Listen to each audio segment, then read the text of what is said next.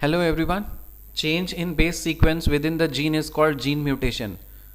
जो जीन का base sequence को में अगर जीन का देखो जीन का सीक्वेंस होता है, उस सीक्वेंस के बेस सीक्वेंस में ही अगर हम लोग कुछ चेंजेस कर देना, तो जीन के बेस सीक्वेंस में अगर ही हम लोग चेंज कर दें तो उसको बोलते हैं म्यूटेट कर देना, तो वो प्रोसेस कहलाता है gene mutation.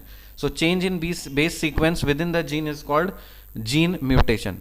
What is transgenesis? Transgenesis क्या होता है? Transgenesis is the process of introducing an exogenous gene called a transgene into a living organism so that the organism will exhibit a new property and transmit that property to its offspring.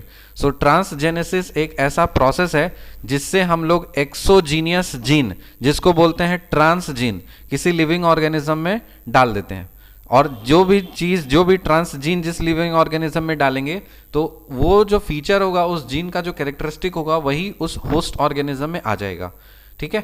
So transgenesis is the process of introducing an exogenous gene called a transgene into a living organism so that the organism will exhibit a new property and transmit that property to its offspring. So तो अपने बच्चे में भी वही properties पैदा करना शुरू कर देगा.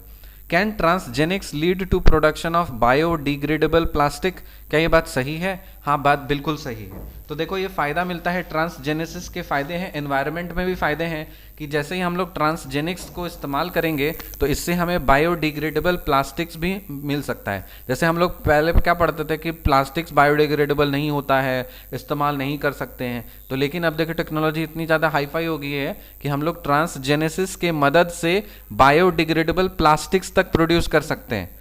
समझ में आ रही है बात? Can transgenics lead to production of edible vaccines? क्या हम लोग ट्रांसजेनिक्स से एडिबल वैक्सीन्स प्रोड्यूस कर सकते हैं?